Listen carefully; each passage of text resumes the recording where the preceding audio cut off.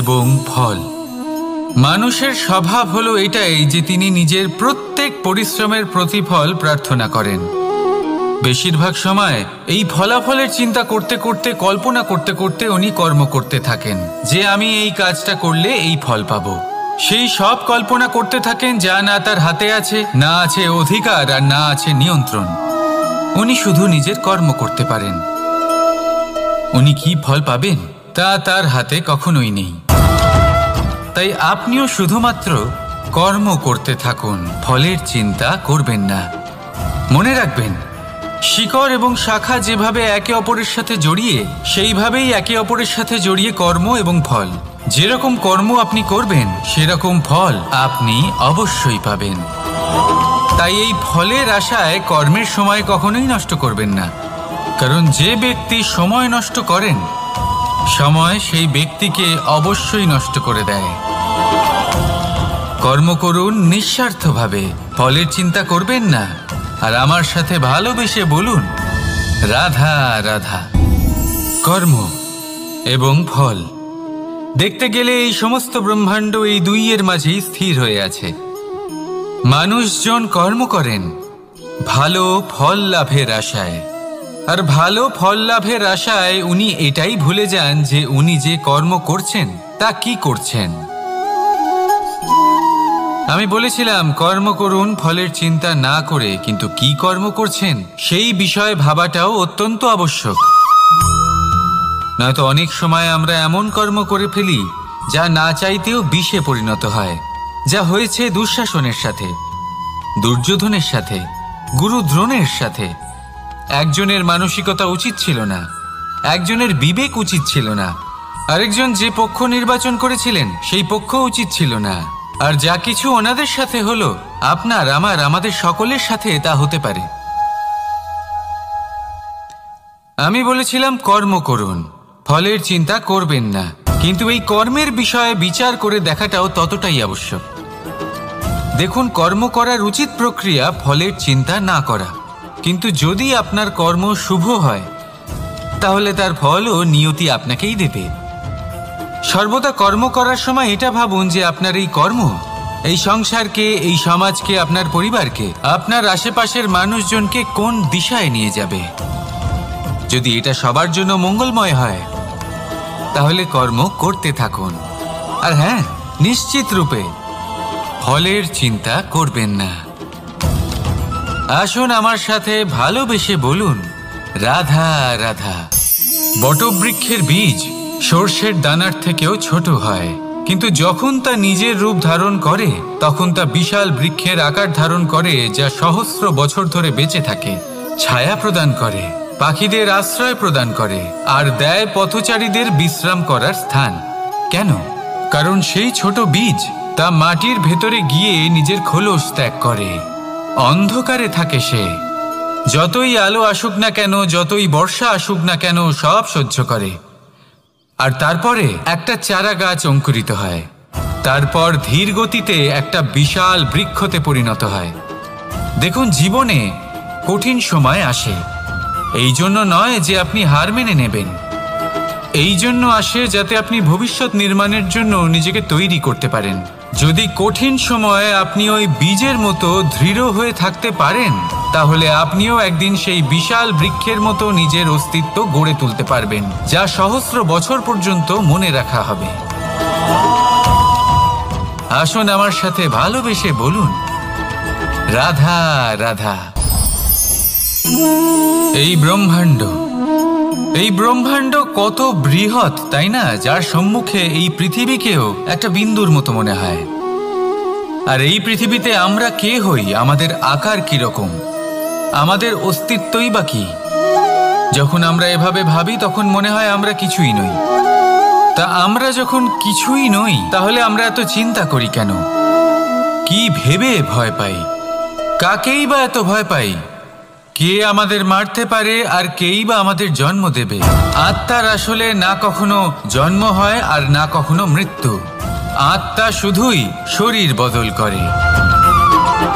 আপনি, আমি, আমরা সকলে এই শরীর নয়, আমরা হলাম আত্মা, যা হলো পরম আত্মার পরম অঙ্গ। সেই জন্য মনে রাখবেন, বাইরের কোথাও দেখবেন না, নিজের অন্তরের গভীরে গিয়ে দেখুন, আত্মাকে উপলব্ধি করতে শিখুন। ক্লেশ, ভয়, চিন্তা, এই সব কিছুর থেকে নিজেকে দূরে রাখুন, তাহলেই উপলব্ধি করতে পারবেন পরমাত্মাকে। তাহলে আসুন আমার সাথে ভালোবেসে বলুন, রাধা রাধা। পরিবর্তন এই সংসারের শাশ্বত নিয়ম। কোনো রাজা নেই যিনি চিরকাল রাজা থাকেন, কোনো ধনী ব্যক্তি নেই যিনি চিরকাল ধনী থাকবেন। এই সংসারে সূর্যের স্থান নেওয়ার জন্য চন্দ্রিমার আগমন ঘটে। কোনো স্থান যাকে পতিত বলা হয়েছিল সেখানে মহল তৈরি হয়েছে। কোনো স্থান যাকে আজ মলিন বলা হয়েছে কাল সেখানে মন্দিরও স্থাপন হতে পারে।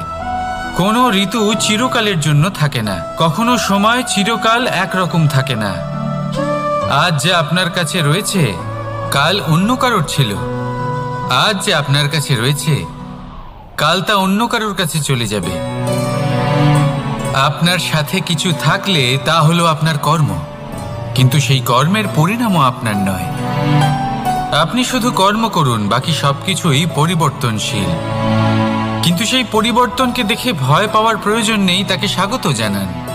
যদি আপনি হাসি মুখে সেই পরিবর্তনকে স্বাগত জানান, তাহলে এই পরিবর্তনও হাসি মুখে আপনার সাথে থাকবে। আসুন আমার সাথে ভালোবেসে বলুন, রাধা রাধা। সময়, এই সময় আসলে কি? এই সময় একটা সরল রেখা তো কখনোই নয়। সময় হলো একটা চক্র, যেখানে এর আদি সেখানেই হলো এর অন্ত, আর যেখানে তা শেষ হয় সেখান থেকেই তার শুরু হয়। এই সময় একটা অত্যন্ত বিচিত্র চিন্তা, বিচিত্র ভাবনা, একটা বিচিত্র বস্তু যা কেউ বুঝতে পারেন না।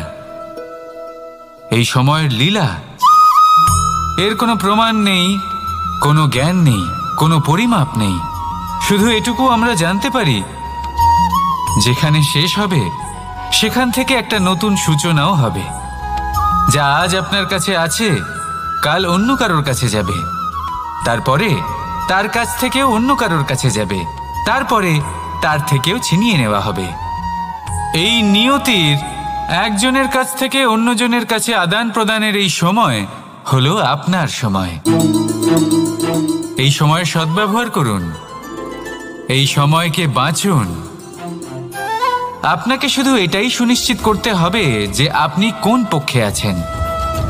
আর সত্যি বলতে কি, আপনার জীবনের পরিণাম নির্ভর করে আপনার নির্বাচনের ওপর। আপনি কোন পক্ষ নির্বাচন করছেন।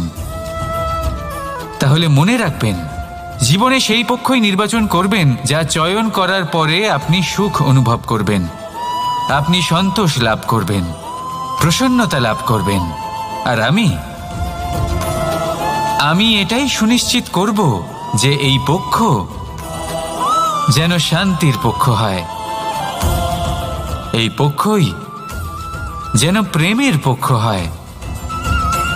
তাহলে চিন্তা করবেন না, আর আসুন আমার সাথে ভালোবেসে বলুন, রাধা রাধা। দৃষ্টি আর দৃষ্টিভঙ্গি, এই সমগ্র লীলা হলো এই দুইয়ের। বিচিত্র হতে পারে, কিন্তু এটাই সত্যি। এবার আপনাকে একটা উদাহরণ দিয়ে বোঝাই। অনেক সময় আপনি কোনো ব্যক্তিকে এটা বলতে শুনবেন যে আমি আমার নিজের উপরে গর্ব করি, আমি নিজেকে নিয়ে গর্ব করি, আমি খুব ভালোভাবে আমার মা বাবার সেবা করি, ওনাদের আমি সবসময় সুখী রাখি, ওনাদের আমি একটা বাড়ি দিয়েছি, সকল সুখ সুবিধা দিয়েছি, ওনাদের জীবনে প্রত্যেক জিনিস দিয়েছি আর দেব যা তাদের প্রয়োজন। এবার আমাকে বলুন যে আপনি কে হন। আপনি হলেন সেই বীজ যা আপনার মাতা পিতা রোপণ করেছেন। আপনার মা বাবাই আপনাকে এই সংসারে জন্ম দিয়েছেন। এবার এইসব কথার কি তাৎপর্য? এই হলো সেই ব্যক্তির দৃষ্টিভঙ্গি। এবার দেখা যাক এই প্রকৃতি আমাদের কি শেখায়। কখনো কোনো গাছকে দেখবেন, যখন সেই গাছে ফল আসে, সে মালিকে এটা বলে না যে দেখো আমি তোমাকে ফল খেতে দিচ্ছি। সেই বৃক্ষ এটা বলে না যে দেখো আমি তোমায় আহার করতে দিচ্ছি, কারণ ও জানে যে এটা হলো সেই মালির পরিশ্রম, এটা হলো তারই কর্মের ফল, আর এটা তারই পাওয়া উচিত। সে বলে যে তোমার জিনিস তোমাকেই অর্পণ করলাম। এ আমার জিনিস নয়। ও জানে সেই মালির গুরুত্ব আসলে কি। এটা হলো তার দৃষ্টিভঙ্গি। সেই জন্য আপনি জীবনে কোন ব্যক্তির মধ্যে, কোন পশু পাখির মধ্যে, কোন প্রাণীর মধ্যে, কোন পরিস্থিতিতে, কোন আবেগের মুহূর্তে কি দেখতে পাচ্ছেন, সেটা আপনার দৃষ্টিভঙ্গির উপরে নির্ভর করছে। তাই নিজের মনে ধনাত্মক ভাব জাগ্রত করুন, শুভ চিন্তা নিয়ে আসুন। এই ভাবনাই সত্য হয়ে সামনে আসবে। এই দৃষ্টিভঙ্গি এমন হয়ে যাবে যে আপনার জীবনে সবকিছুই শুভ হবে। তাহলে আসুন আর আমার সাথে ভালোবেসে বলুন, রাধা রাধা। প্রতিশোধ অথবা কাউকে দুঃখ দেওয়ার ভাবনা, যদি এটা আপনার মনে থাকে তাহলে আপনি নিজের মনেই যন্ত্রণার একটা বিশাল বৃক্ষ রোপণ করছেন, এটা মনে রাখবেন। কারণ কাউকে দুঃখ দেবার এই ভাবনা, এটা হলো সেই বীজ যা আপনার মনেই পতিত হবে, আপনার মনেই অঙ্কুরিত হবে, আর আপনার মনেই একটা বিশাল বৃক্ষরূপে বেড়ে উঠবে। জীবন আপনার, কর্ম আপনার, কাউকে দুঃখ দেবার ভাবনা আপনার ছিল, এই বৃক্ষ হলো আপনার, তাই এর ফলও আপনিই পাবেন, যা গ্রহণও আপনাকেই করতে হবে। মনে রাখবেন, যে মানুষ এটা ভাবে যে আমি ওকে দুঃখ দেব, ওকে কষ্ট দিতে চাই আমি, সেই মানুষই দুঃখ আর কষ্ট পেয়ে থাকে। যদি সেই জায়গায় আপনি এটা ভাবেন যে আমি কাউকে সুখী করে তুলতে চাই, কাউকে সুখ প্রদান করতে চাই, তাহলে তারও বীজ আপনার মনেই রোপণ হবে, বৃক্ষে পরিণত হবে, যার ফলও আপনিই পাবেন। এখানে বিষয়টা হলো শুধু মানসিকতার চিন্তা, যা সত্য হয়ে আপনার সামনে আসে। তাহলে এই মানসিকতা শুভ করুন, সবার জন্য মঙ্গল কামনা করুন। অন্যের মনে আপনার জন্য ভালো চিন্তা থাকুক বা না থাকুক, আপনি সবার জন্য শুভ চিন্তা করে কর্ম করতে থাকুন, তাহলে আপনার সাথেও ভালোই হবে। তাহলে আসুন আর আমার সাথে ভালোবেসে বলুন, রাধা রাধা। সুখ আর অভিজ্ঞতা, এই দুই জীবনে একসাথে কখনোই আসে না। মনে রাখবেন, যেখানে সুখ থাকে সেখানে অভিজ্ঞতা থাকে না। আর যখন এই সুখ আমাদের জীবন থেকে দূরে চলে যায়, তখন আমাদের জীবনে আসে এই অভিজ্ঞতা। পরমাত্মা, প্রকৃতি, নিয়তি এই অভিজ্ঞতাকে আমাদের জীবনে পাঠান, যাতে আমরা একটা অত্যন্ত গুরুত্বপূর্ণ শিক্ষা, একটা জ্ঞান প্রাপ্ত করতে পারি। এই অভিজ্ঞতা আমাদের শেখায় যে অতীতে এমন কি হয়েছিল যা আমাদের করা উচিত হয়নি। আমাদের শেখায় ভবিষ্যতে এমন কি আছে যা আমাদের করা উচিত আর কি করা উচিত নয়। দেখতে গেলে এই অভিজ্ঞতা আমাদের সেই শিক্ষা দেয় যার জন্য আমরা সুখের দিকে উচিতভাবে অগ্রসর হতে পারি। সেই জন্য জীবনে যখনই দুঃখ আসবে, দুঃখের এই সময় আসবে, তখন হতাশ হবেন না। বোঝার চেষ্টা করুন এই পরিস্থিতি কেন এসেছে, কি শিক্ষা দিতে এসেছে। যদি আপনি সেই জ্ঞান লাভ করেন, সুখের পথে অগ্রসর হন, তাও উচিত রূপে, তাহলে এই অভিজ্ঞতার উদ্দেশ্য পূরণ হয়ে যায়। তাহলে আসুন আর আমার সাথে ভালোবেসে বলুন, রাধা রাধা। জীবনে শিখরে পৌঁছানোর জন্য মানুষের কি প্রয়োজন হয়ে থাকে? সিঁড়ির। কিন্তু তাও প্রত্যেক মানুষ, প্রত্যেক ব্যক্তি শিখরে পৌঁছতে পারেন না। এর কারণ কি? কারণ একটা হতে পারে যে মানুষ কল্পনা করতে থাকেন কিন্তু সিঁড়ি খুঁজে পান না। কিছু মানুষ খুঁজে নেন কিন্তু তা পেয়ে এতটাই প্রসন্ন হয়ে যান যে তারপর আর কোনো কর্মই করেন না। খুব সোজা ব্যাপার। অনেক মানুষ সিঁড়ি খুঁজে পান না, আর যদি পেয়েও যান তাও যতক্ষণ না তাতে চড়ছেন সেই শিখরে পৌঁছবেন কি করে? যতক্ষণ না আপনি পরিশ্রম করছেন, যতক্ষণ না সেই সিঁড়িতে আপনি চড়ছেন, যতক্ষণ না ক্লান্ত হচ্ছেন, আপনার পায়ে হাঁটুতে ব্যথা না হচ্ছে, ততক্ষণ এই শিখরে পৌঁছানোর সৌভাগ্য লাভ করতে পারবেন না। তাহলে কল্পনার সাথে কর্ম করুন, পরিকল্পনার সাথে পরিশ্রম করুন, সব কিছু পাবেন। আসুন আমার সাথে ভালোবেসে বলুন, রাধা রাধা। সমস্যা, কঠিন সময়, সংকট, বিপদ কার জীবনে নেই? প্রত্যেকের জীবনে আছে। কিন্তু আমাকে একটা কথা বলুন, যদি নৌকায় ঢেউকে ভয় পেতে শুরু করে, তাহলে সাগর পার করবে কে? কখনো কোনো ছোট্ট পিঁপড়েকে দেখেছেন যে আকারে হয়তো ছোট হতে পারে কিন্তু বড় শিক্ষা দিয়ে যায়, কিন্তু আমরা শিখি না। এবার দেখুন একটা পিঁপড়েকে যে ভোজনের খোঁজে বাইরে বের হয়, একটা ছোট্ট দানা তুলে নেয়। ছোট দানা তোলে কারণ তার থেকে বেশি সে তুলতেই পারবে না। সে দানা নিয়ে চলতে শুরু করে, কোনো দেওয়ালে উঠে পড়ে, আবার পড়েও যায়। সেই দানা দূরে কোথাও একটা পড়ে যায়, তা আবার খোঁজে, তুলে নেয়, আবার চলতে থাকে। পড়ে যায় আবার ওঠে, পড়ে যায় আবার ওঠে, সেই দানাটা রেখে দেয়, আবার বেরিয়ে পড়ে ভোজনের খোঁজে। পরিশ্রম করতে থাকে কিন্তু হার মানে না। এই শিক্ষাই তো আমাদের প্রাপ্ত করতে হবে। নিরন্তর পরিশ্রম আর নির্ভীক হয়ে কর্ম করে যেতে হবে। এটাই হলো সাফল্যের মাধ্যম, এটাই হলো জয়ের মন্ত্র, অচ্যুত অজয় অস্ত্র। তাহলে আসুন আর আমার সাথে ভালোবেসে বলুন, রাধা রাধা। আমরা সকলে চাই আমাদের জীবনে সাফল্য আসুক। আমরা চাই যে এই সংসারে আমাদের খ্যাতি ছড়িয়ে পড়ুক। আমরা চাই যেন আমরা আলোচিত হই, কিন্তু শুধু চাইলেই কি যায় আসে? যদি এই সংসারে আলোচিত হতে হয় তাহলে পরিচিত হতে হবে পরিশ্রমের দ্বারা। যতক্ষণ না আপনারা পরিশ্রমের সাথে পরিচিত হবেন, সাফল্যের সাথে পরিচিত হবেন না। সংঘর্ষ করতে হবে প্রতিদিন, প্রতি বছর। জীবনের সব পরিস্থিতিতেই হয়তো নতুন নতুন বাধা আসবে, নতুন নতুন বিঘ্ন ঘটবে, কিন্তু এটা আবশ্যক নয় যে সমস্ত বিঘ্ন বিনাশের জন্য আসবে। কিছু বিঘ্ন আপনার পথ প্রশস্ত করার জন্য আসবে, আপনার পথ পরিষ্কার করার জন্য আসবে। যদি আপনাকে উদাহরণ দিই, যখন বন্যা আসে, বাড়ি ঘর ভেসে যায়, তখন আমরা হতাশ হয়ে পড়ি, আমরা দুঃখী হয়ে পড়ি। কিন্তু সেই বন্যাই আমাদের সেই ধরিত্রীকে এত উর্বর করে তোলে যে সেই উর্বর অংশ কাজে লাগিয়ে আমরা সেরকম আরো 10টা বাড়ি বানাতে পারি। তাহলে ধন্যাত্মক থাকুন আর যে কোনো সংঘর্ষের জন্য প্রস্তুত থাকুন। জীবনে অনেক দূর যেতে পারবেন।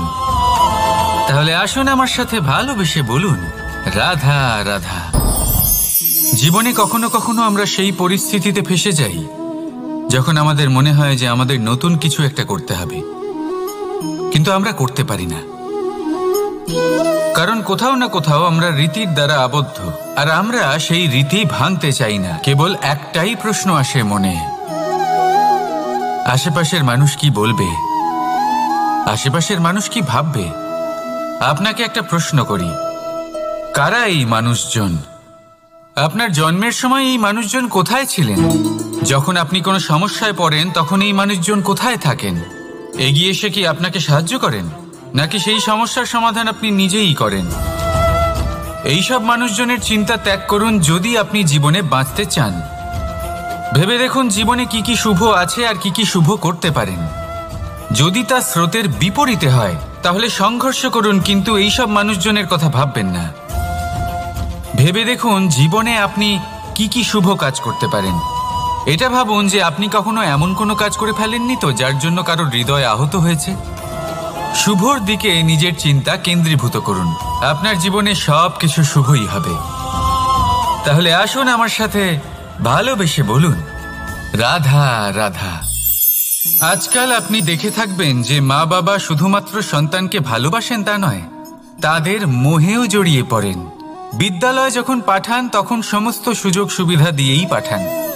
চেষ্টা করেন যে সবসময় যেন সন্তান তাদের চোখের সামনেই থাকে, কিন্তু ভুলে যান এক অত্যন্ত গুরুত্বপূর্ণ কথা, যে সন্তানকে এক নতুন দৃষ্টিভঙ্গি দেওয়াই হলো ওনাদের কর্তব্য। সেই জন্য পুরাতনকালে শিষ্যদের গুরুকুলে পাঠানো হতো, বাড়ির থেকে দূরে। কারণ বাড়ি ছেড়ে যাওয়া এক সন্তানের জন্য, এক শিষ্যের জন্য অত্যন্ত শুভ লক্ষণ হয়। যখন সে বাড়ির থেকে দূরে, গৃহস্থের থেকে দূরে থাকবে, তখন এই সংসারকে সে এক নতুন দৃষ্টিভঙ্গি দিয়ে দেখবে, পরখ করবে, বুঝতে পারবে, আর সবকিছু নিজে থেকেই শিখে যাবে। শিখে যাবে কখন আক্রমণ করতে হয়, কখন পিছু হটতে হয়, কিভাবে এই সংসারের সম্মুখীন হতে হয়। আর এটা আপনার দৃষ্টি ওকে শেখাতে পারবে না, ওর অভিজ্ঞতা ওকে শেখাতে পারবে। তাই মনে রাখবেন, যদি আপনি চান যে আপনার সন্তানের বিকাশ হোক, তাহলে অনেক সময় ওকে নিজের থেকে দূরে নিয়ে যেতে হয়। যদি মোহে আবদ্ধ থাকেন তাহলে ওর বিকাশ কখনোই হবে না। তাহলে আসুন আমার সাথে ভালোবেসে বলুন, রাধা রাধা।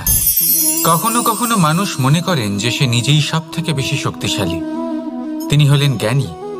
দেখুন, এটা ভালো ব্যাপার যে আপনার মধ্যে শক্তি আছে, জ্ঞান আছে, আর এটা শুধু আপনার জন্য নয়, এই সমস্ত সমাজের জন্য, দেশের জন্য, সমগ্র পৃথিবীর জন্য অত্যন্ত আবশ্যক। কিন্তু এই কথাটাও বোঝা অত্যন্ত আবশ্যক যে এই জ্ঞান যেন কখনো অহংকার না হয়ে ওঠে। যখন মানুষের মধ্যে জ্ঞান থাকে তখন সে রাম হয়ে ওঠে। রাম, যিনি সমুদ্রের বুকে সেতু বানিয়েছিলেন, বানর সেনার দ্বারা রাক্ষস রাজকে পরাজিত করেছিলেন, আর চিরকালের জন্য সবার কাছে আদর্শ হয়ে উঠেছিলেন। আর যদি মানুষের মনে অহংকার জন্মায় তাহলে সে রাবণ হয়ে ওঠে। দেশে বিদেশে যতই খ্যাতি থাকুক না কেন, সে রাক্ষস হয়ে ওঠে, নিজের সাথে সাথে সমস্ত কুলের বিনাশ করে বসে। এবার জ্ঞান নাকি অহংকার, আপনার কি চাই সেই সিদ্ধান্ত আপনার, আর আপনার এই সিদ্ধান্তই নিশ্চিত করবে যে আপনার কর্ম কি হবে, আর আপনার এই কর্মই নিশ্চিত করে দেবে আপনার প্রারব্ধ কি হবে। তাহলে শুভ কর্ম করুন আর আমার সাথে ভালোবেসে বলুন, রাধা রাধা। লক্ষ্যে পৌঁছানো অত্যন্ত কঠিন হয়। কেউ ভাবেন যে কেন এত কঠিন হয়, কেন এত কষ্ট করতে হয় লক্ষ্যে পৌঁছানোর জন্য। এই লক্ষ্য সরলভাবে কেন আমার কাছে চলে আসে না? চলুন আপনাকে একটা কথা বলি, যদি আপনার লক্ষ্য কঠিন না হয় তাহলে তাকে পাওয়া আপনার পক্ষে অসম্ভব হয়ে উঠবে। লক্ষ্যে পৌঁছানোর এই রাস্তায় আপনি যে কড়া রোদের সম্মুখীন হন, যার থেকে আপনি দূরে পালাতে চান, সেই রোদ আপনাকে প্রেরণা যোগায় যে আপনি এগোতে থাকুন। ভাবুন, একজন যাত্রী যে কিনা নিজের লক্ষ্যের দিকে যাচ্ছেন, সেই পথে উনি যদি একটু ছায়া পেয়ে যান আর উনি ওখানে বিশ্রাম নেন, তাহলে তার সাথে তার ভাগ্য গভীর নিদ্রায় সেখানে বিলীন হয়ে যায়। তাই পরিশ্রমের কড়া রোদের থেকে কখনো দূরে পালাবেন না। জীবনে শুধু সামনে এগোতে থাকুন দৃঢ়তার সাথে। আর লক্ষ্য সরল হোক, কঠিন হোক বা অত্যাধিক কঠিন হোক, একটা কথা মনে রাখবেন, যে জীবনের লক্ষ্যে পৌঁছতে পেরেছে সে লক্ষ্য প্রাপ্তির জন্য আফসোস কখনোই করে না। রাধা রাধা। যে কোনো বস্তুর বা প্রাণীর আকার, স্থিতি, পরিস্থিতি বা শক্তি দেখে আপনি কি তার ক্ষমতার অনুমান করতে পারবেন? কখনোই না। আসুন আমি আপনাকে উদাহরণ দিই একটা তলোয়ারের। সেই তলোয়ার যার দ্বারা আপনি অনেক বড় বড় যুদ্ধ জেতেন, বড় বড় রাজাদের পরাস্ত করতে পারেন। এবার আপনি যদি এই তলোয়ার কাউকে দেখিয়ে তার থেকে তার বস্ত্র ছিনিয়ে নেন, তাহলে দেখবেন যখন সেই বস্ত্র ছিঁড়ে যায় তখন একটা ছোট্ট সূচি চমৎকার করতে পারে। তখন এই তলোয়ার কোনো কাজে লাগবে না। সেইভাবেই একটা মাছ কখনো বনে গিয়ে শিকার করতে পারে না, আর সেইভাবেই সিংহ জলের রাজা হতে পারে না। প্রত্যেকের নিজের নিজের দুর্বলতা রয়েছে, প্রত্যেকের নিজের নিজের শক্তি রয়েছে, আর এই প্রকৃতি সবাইকে এইভাবেই বানিয়েছে যে প্রত্যেকের মধ্যে কোনো না কোনো বিশেষ গুণ অবশ্যই থাকে। তাই যদি আপনি নিজের মধ্যে বা অন্যদের মধ্যে শুধুই দোষ দেখতে পান, তাহলে একটু ওপর থেকে দেখুন, সবার মধ্যে বিশেষ গুণ খুঁজে দেখতে শুরু করুন। আপনি বুঝবেন আপনি নিজেও কত বিশেষ আর অন্যরাও কত বিশেষ। আপনি বুঝবেন এই সংসার, এই প্রকৃতি হলো কতটা বিশেষ। তাহলে আসুন আমার সাথে ভালোবেসে বলুন, রাধা রাধা। জলরাশির সাথে আমার প্রেম চিরন্তনের। তা সে মথুরার যমুনা নদীই হোক বা দ্বারকার সমুদ্রই হোক। সমুদ্রের ধারে চলতে চলতে যখন সেই কোমল ঢেউ পা ছুঁয়ে যায়, আহা, ক্লান্তি যেন দূর হয়ে যায়। আমাদের মধ্যে একটা শক্তির জন্ম দেয়, মনকে উৎফুল্ল করে তোলে। সেই ঢেউয়ের বিষয় কি আপনারা কখনো ভেবেছেন? এই ঢেউই যখন তটে আসে ছোট পাথরের সাথে ধাক্কা খেয়ে বিক্ষিপ্ত হয়ে যায়। আর এমন এক সময়ও আসে যখন এই ঢেউই এত ভয়ঙ্কর হয়ে ওঠে যে সবকিছু ধ্বংস করে দেয়, সবকিছু নষ্ট করে দেয়। এর একটা সারমর্ম রয়েছে, একটা অত্যন্ত গুরুত্বপূর্ণ শিক্ষা রয়েছে, যে কখনো কাউকে দুর্বল মনে করবেন না, কখনো না। কারণ এই দুর্বলতা যখন তার প্রকৃত শক্তির রূপ দেখায়, প্রবল বিনাশ সৃষ্টি করে। তাই কারোর বিনম্রতার, কারোর কোমলতার সর্বদা সম্মান করতে শিখুন। রাধা রাধা। লক্ষ্য, পথ আর সাফল্য, এই তিনটেই একে অপরের সাথে জড়িত, কিন্তু অনেকবার মানুষ এদের ঠিকভাবে বুঝতে পারেন না। তারা ভাবেন যে যেরকম লক্ষ্য হবে সেরকমই পথ হবে, সেই মতোই লক্ষ্য কঠিন হলে পথ কঠিন হবে, লক্ষ্য সরল হলে পথও সরল হবে। যদি আপনাকে আসল সত্যের সাথে অবগত করাই, তাহলে দেখবেন সবকিছুই এর উল্টো। লক্ষ্য নিজের পথ বানায় না, পথ সেটাই যেটা আপনি স্বয়ং নির্বাচন করে আপনি নিজে বানান। সেই অনুসারেই আপনি আপনার লক্ষ্যে পৌঁছতে পারবেন। সেই জন্য জীবনে যখনই লক্ষ্যে পৌঁছানোর পথের বিষয়ে আপনি কোনো সিদ্ধান্ত নেবেন, তাহলে তা ভেবে চিন্তে নেবেন, কারণ এই পথ অত্যন্ত গুরুত্বপূর্ণ। পথ যদি শুভ হয়, তাহলে লক্ষ্য আপনা থেকেই শুভ হয়ে যায়। তাহলে আসুন আমার সাথে ভালোবেসে বলুন, রাধা রাধা। অনেক সময় মানুষ এই কথায় দুঃখ পান যে কেন বারবার তার ক্ষমতার ওপরে সন্দেহ প্রকাশ করা হয়, কেন বারবার তাকে পরীক্ষা দিতে হয়, কেন জিজ্ঞেস করে এটাই কি আমার ভাগ্য যে একাধিকবার আমার ক্ষমতা আমাকে প্রমাণ করতে হবে? মানুষ মনে করে এ হলো দুর্ভাগ্য। আমি মনে করি এ হলো সৌভাগ্য। কিভাবে? সন্দেহ কার উপরে করা হয়? সোনার বিশুদ্ধতাকে নিয়ে, লোহাকে নিয়ে নয়। বিশুদ্ধতার নিরিখে বারবার তাকে পরীক্ষা করা হয়, তামাকে করা হয় না। রত্নকারের আঘাত হীরেকে সহ্য করতে হয়, কোনো কাঁকড়কে নয়। সেই জন্য নিজের ভাবনাকে ধন্যাত্মক করে তুলুন। জীবনে যত পরীক্ষায় আসুক না কেন, হাসি মুখে তার সম্মুখীন হন, তাতে উতলা হবেন না। আর তারপর দেখবেন আপনার অন্তরের এই রত্ন আপনার জীবনকে উজ্জ্বল করে তুলবে। তাহলে আসুন আমার সাথে ভালোবেসে বলুন। কিছু মানুষ বড়ই বিচিত্র হন, এমনভাবে জীবনযাপন করেন যেন তাদের কোনোদিন মৃত্যুই হবে না। নিজেদের অহংকারের বশে একটা কথা ভুলে যান, যে যতই তারা নিঃশ্বাস নিচ্ছেন, যতই তারা জীবনযাপন করছেন, ততই তারা মৃত্যুর দিকে এগিয়ে চলেছেন। কারণ আমাদের এই জীবন তার নিঃশ্বাসের ওপর নির্ভরশীল। নিঃশ্বাস চলছে মানে জীবন চলছে। নিঃশ্বাস যদি থেমে যায়, তাহলে জীবনও থেমে যাবে। আমাদের জীবনের প্রদীপ যে কোনো মুহূর্তে নিভে যেতে পারে, আর কত সময় বাকি রয়েছে সেই বিষয়ে আমাদের কোনো ধারণাই নেই।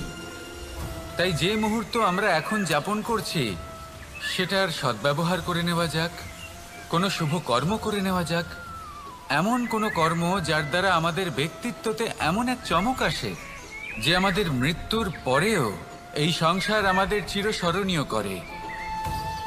কারণ একটা কথা ঠিক, মৃত্যু হলো একটা অটল সত্য, তাকে মেনে নিতেই হবে, স্মরণীয় করে রাখতেই হবে। যে সময় আছে তার সদ্ব্যবহার করুন, আর আমার সাথে ভালোবেসে বলুন, রাধা রাধা। যদি কোনো সিংহ বানরের মতো গাছে চড়তে চেষ্টা করে, তাহলে কি হবে? একটা মাছ যদি মাটিতে হাঁটতে চেষ্টা করে, তাহলে কি হবে? তারা বিফলই হবে। কিন্তু এরকম কেন হয়? তার কারণ হলো প্রকৃতির রচনা কিছুটা এরকম। এখানে প্রত্যেকটি ব্যক্তিকে, প্রত্যেকটি প্রাণীকে আলাদা আলাদা গুণের অধিকারী করা হয়েছে, এবং সকলকে একটা সীমাও প্রদান করা হয়েছে। এবার এই যে বৃক্ষ, পশু, পাখি, এদের মধ্যে সেই ক্ষমতাই নেই যে এরা নিজেদের যাচাই করতে পারবে, নিজেদের সীমাগুলো বুঝতে পারবে, নিজেদের সদ্গুণগুলো চিনতে পারবে। এরা সেটা করতে পারবে না। কিন্তু মানুষ তো আলাদা। মানুষের কাছে সেই বিশেষ শক্তি আছে যে তারা পূর্ণরূপে নিজেদের যাচাই করতে পারবে, নিজেকে পূর্ণরূপে বুঝতে পারবে, নিজের দোষ, নিজের অপগুণ, নিজের সদ্গুণ, নিজেদের সীমাগুলো তারা বুঝতে পারবে। আর এটা অত্যন্ত গুরুত্বপূর্ণ। কথায় আছে যে যদি সাফল্য লাভ করতে হয় তাহলে নিজেকে যাচাই করে নিতে হবে। তাই নিজেকে যাচাই করুন, নিজের সাথে পরিচিত হয়ে যান এবং জীবনে কর্ম করতে থাকুন। সাফল্যের শিখরে অবশ্যই পৌঁছে যাবেন। আর ওখানে যদি যান তাহলে এই মন প্রসন্ন হয়ে অবশ্যই বলবে, রাধা রাধা। মানুষের জীবনে সবসময় কিছু না কিছু ঘটে চলেছে। কখনো ভালো কিছু ঘটে, আবার কখনো দুর্ঘটনা ঘটে। এবার যখনই কোনো দুর্ঘটনা ঘটে, মানুষ ঈশ্বরের কাছে প্রার্থনা করে যে হে ঈশ্বর, আমাকে রক্ষা করুন, এই বিপদ থেকে আমাকে উদ্ধার করুন। বা সে সেই সমস্ত দোষ চাপিয়ে দেয় নিজের প্রারব্ধ, নিজের ভাগ্যের ওপর। কিন্তু যদি আপনি গভীরভাবে ভাবেন তাহলে প্রত্যেক দুর্ঘটনা, বাধা এবং বিপদ আপনার জীবনে শুধু একটাই উদ্দেশ্য নিয়ে আসে, আপনাকে আরো যোগ্য করে তোলার জন্য। যদি আপনাদের একটা উদাহরণ দিই, বর্ষার ঋতুতে যখন প্রচণ্ড মাত্রায় বৃষ্টি পড়ে, ছাদ থেকে জল পড়তে থাকে, তখন আপনি নিশ্চিত করে নেন, স্থির করে নেন যে এবার আমি এই ছাদকে নতুন করে বানিয়ে তুলব, আরো শক্তিশালী বানিয়ে তুলব, আরো দৃঢ় বানাবো। আপনার জীবনে যখন কোনো অসুখ করে, তারপর আপনি জীবনে আরো সাবধানী হয়ে যান, আরো সতর্ক হয়ে যান, স্থির করে নেন যে এটা যেন দ্বিতীয়বার না হয়। ঠিক কিনা? এই বিপদ, এই দুর্ঘটনা, এই সংকট, এগুলো জীবনে আসবে আপনাকে আরো শ্রেষ্ঠ করে তোলার জন্য। এবার এটা আপনার ওপর। আপনি একে ভাগ্যের পরিহাস বলে মনে করবেন, নাকি ঈশ্বরের সংকেত মনে করবেন যিনি আপনাকে আরো শ্রেষ্ঠ করে তুলতে চান? সিদ্ধান্ত আপনারই। আসুন আর আমার সাথে ভালোবেসে বলুন, রাধা রাধা। আমাদের জীবনে যখনই আমরা কোনো বড় দায়িত্বের সম্মুখীন হই, তখন আমরা তার থেকে দূরে পালাই আর এই অজুহাত দিই যে না না, এত বেশি ভার বহন করার যোগ্যতা আমার নেই, আমি করতেই পারবো না। দেখুন, এই সংসারে ভিন্ন ভিন্ন ধরনের গাছ আছে, ছোট গাছ, বড় গাছ, কিন্তু বটগাছের মতো বড় এবং নিবিড় গাছ আর একটাও নেই। সে নিঃস্বার্থভাবে এই সংসারকে সেবা করে যায়, ছায়া প্রদান করে, শীতলতা প্রদান করে। আর যখন এমন সময় আসে যখন তার ওপর বোঝা অত্যন্ত বেড়ে যায়, সে কিন্তু কোনোভাবেই ভেঙে পড়ে না।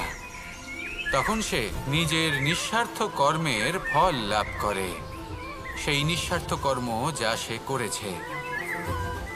তার দেহ থেকে ছোট ছোট ঝুড়ি বার হয় এবং তা কাণ্ডের আকার ধারণ করে।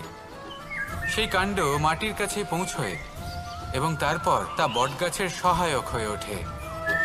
সে ভেঙে পড়ে যায় না।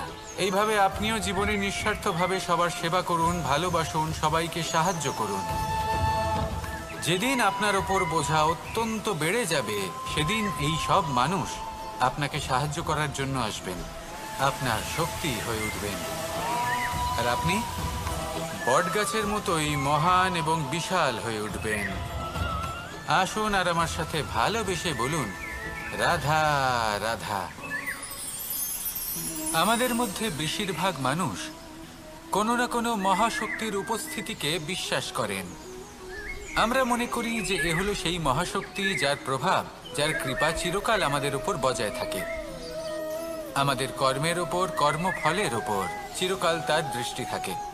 আমাদের মধ্যে কেউ একে ঈশ্বর মনে করেন, কেউ বা প্রকৃতি মনে করেন, বা কেউ কোনো গৃহপালিত পশুর মধ্যে মহাশক্তির দর্শন লাভ করেন, বা কেউ কোনো বস্তুর মধ্যে।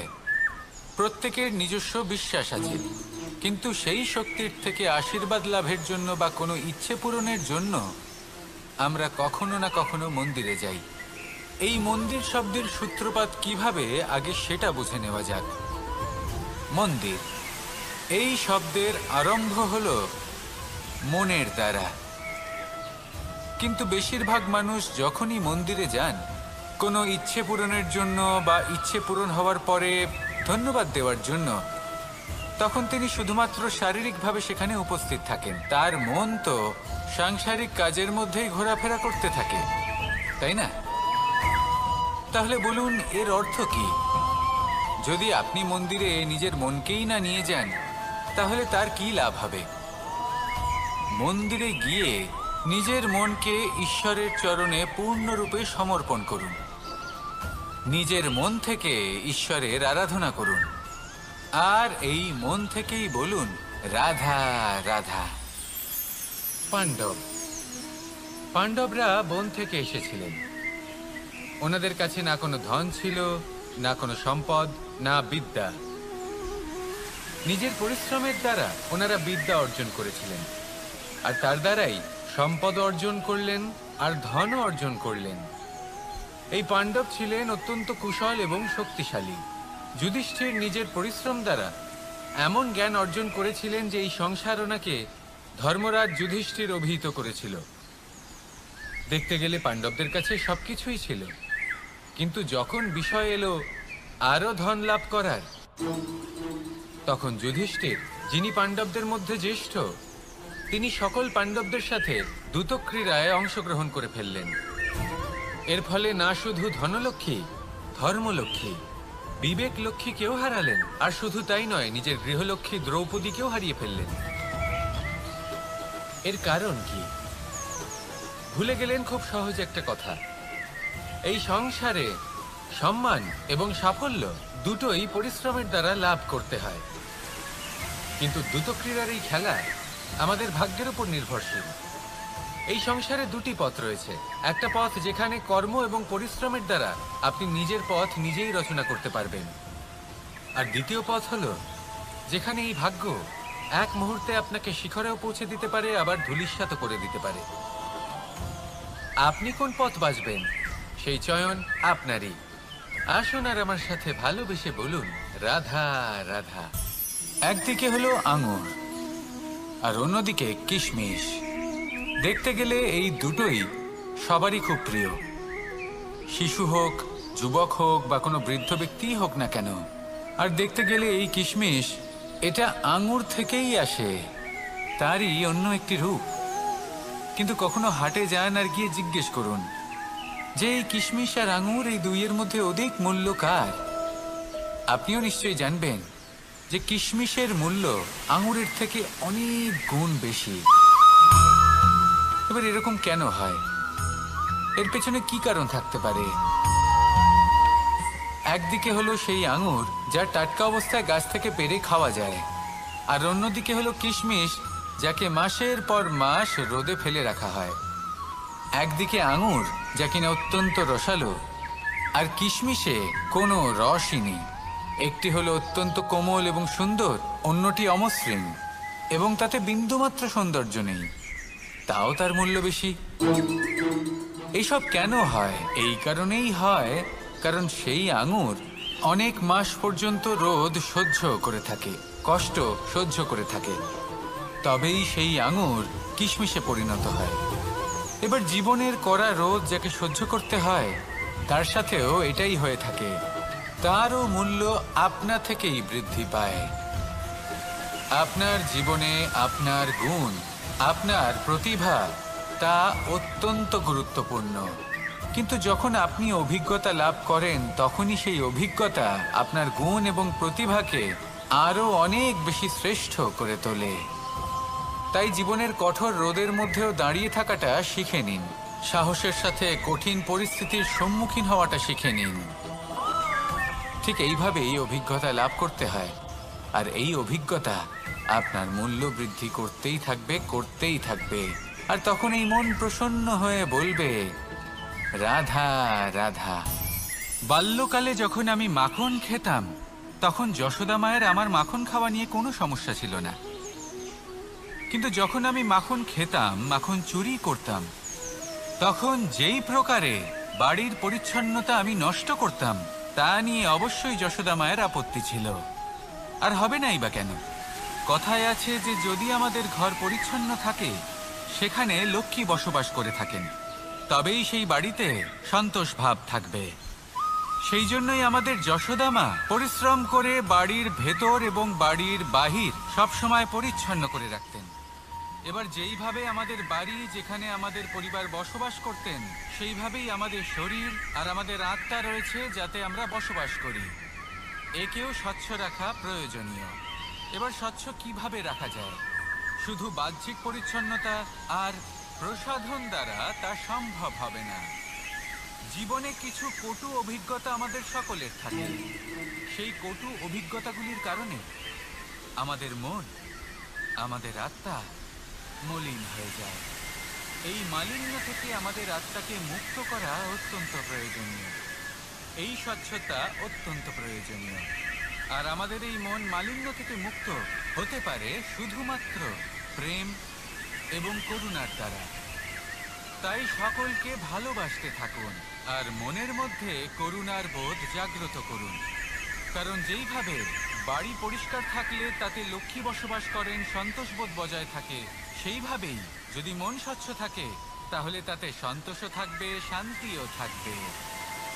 তাহলে ভালোবাসতে থাকুন, মনের মধ্যে করুণাবোধ জাগ্রত করুন আর আমার সাথে ভালোবেসে বলুন, রাধা রাধা। অনেকদিন আগে একটা ব্যক্তি ছিল, নদীর ধারে তার একটা ক্ষেত ছিল, খুব সুন্দর একটা ক্ষেত। পরিশ্রম করে সেখানে সে ফসল উৎপাদন করলো। একদিন বন্যা হলো আর সমস্ত ফসল বয়ে নিয়ে গেল। প্রতি বছর বন্যা হতো আর বারবার ওর ফসল বয়ে নিয়ে যেত। সে ব্যক্তি খুব দুঃখী হয়ে পড়ল। সে ভাবলো, কেন বারবার আমার সাথে এরকম হয়? তখন একজন ওকে বোঝালো যে প্রতি বছর যখন এই বন্যা আসে তখন সে তোমার ক্ষেত উর্বর মৃত্তিকা দ্বারা পুষ্ট করে তোলে। তখন সেই ব্যক্তি বুঝতে পারল যে প্রকৃতি ওকে কত বড় একটা উপহার দিয়েছে। প্রতি বছর বন্যা শেষ হওয়ার পরে সে ফসল উৎপাদন করত এবং তাতে 10 গুণ বেশি ফসল হতো। এই সংসারে যতক্ষণ না বৃষ্টির ফোঁটা মাটিতে পড়ছে, ফসল কিভাবে উৎপন্ন হবে? যতক্ষণ না এই সোনা তীব্র আগুনে উত্তপ্ত হচ্ছে, ততক্ষণ সে কুন্দন কি করে হয়ে উঠবে? সেইভাবেই যতক্ষণ না আপনি সমস্যার সম্মুখীন হচ্ছেন, জীবনে সামনে এগোবেন কিভাবে? তাই বিপদ হোক বা সমস্যা, তার সম্মুখীন হন, আর তাও ইতিবাচক মনোভাব নিয়ে। দেখবেন অবশেষে আপনি বিকাশের পথে অগ্রসর হয়েছেন। আসুন আমার সাথে ভালোবেসে বলুন, রাধা রাধা। মোহ আপনার অন্তরের আরো একটা শত্রু। এবার মানুষ প্রেম আর মোহের মধ্যে পার্থক্য বুঝতে পারে না। কিছু মানুষ ভাবে যে মোহর মধ্যে খারাপ কি আছে? যদি কোনো মানুষের তার বাবা মার প্রতি, তার সন্তানের প্রতি মোহ থাকে, তবে খারাপ কি আছে? খারাপ আছে, আর সেটা তাদের জন্য খারাপ হতে পারে যাদের প্রতি আপনার এই মোহ আছে। এবার মোহ আর প্রেমের মধ্যে পার্থক্য আপনাকে বোঝাচ্ছি। মোহ শুধুমাত্র পেতে চায়, সেখানে প্রেম শুধুমাত্র দিতে শেখায়। এই দুই পরিস্থিতিতেই আপনার হাত প্রসারিত থাকে। মোহের ক্ষেত্রে কোনো বস্তু বা কোনো ব্যক্তিকে লাভ করার জন্য, আর প্রেমে শুধুই প্রদান করার জন্য। মোহর বশে আপনার পায়ে বাঁধন পড়ে যেতে পারে।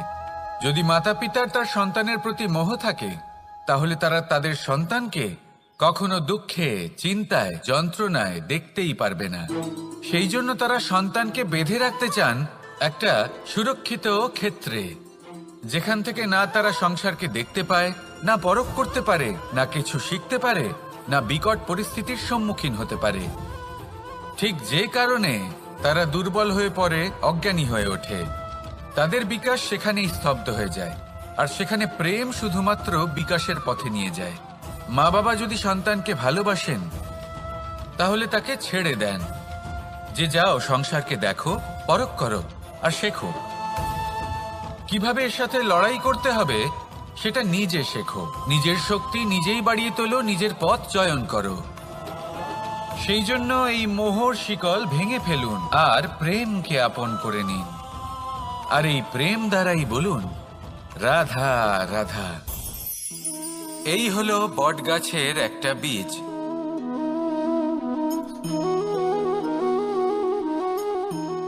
চলুন এটা রোপণ করা যাক। একটু জল দেওয়া যাক।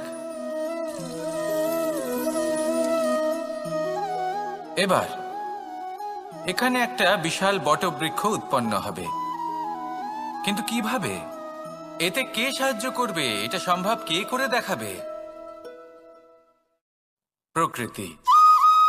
আগে হ্যাঁ, এই সংসারে যা কিছু উৎপন্ন হয়, যা কিছু নষ্ট হয়, তার জন্য প্রকৃতি দায়ী হন। এই প্রকৃতির কারণেই তো রৌদ্র আসে, প্রকৃতির কারণেই বৃষ্টি হয়, জল পাওয়া যায়। তার কারণেই এই বটের বীজ তা এক বিশাল বটবৃক্ষে পরিণত হবে। কিন্তু একজন মানুষকে দেখুন, মানুষ বলবে এই বৃক্ষে আমার অধিকার রয়েছে। কেন? কারণ আমি এই বীজ বপন করেছি। এবার সমস্ত কাজ প্রকৃতি করবে আর সমস্ত শ্রেয় মানুষ নিয়ে যাবে। এটা কি উচিত? কখনোই নয়। এবার এর উত্তর প্রকৃতিতেই লুকোনো আছে। কখনো কোনো পাখিও এই বীজ রোপণ করে, সেখানে বৃক্ষ উৎপন্ন হয়, তাতে ফল আসে, সেই পাখি সেই ফল খায়, কিন্তু সেখানকার বাকি পাখি এবং প্রাণীদের সেই ফল খেতে বারণ করে না। সেই বৃক্ষের ওপর নিজের অধিকার প্রমাণ করতে চেষ্টা করে না, সবার মধ্যে ভাগ করে দেয়। আর এটাই আমাদেরও করা উচিত। যা প্রকৃতি থেকে আসছে তা আবার প্রকৃতিতেই ফিরে যেতে দিন। এটা অত্যন্ত প্রয়োজনীয়।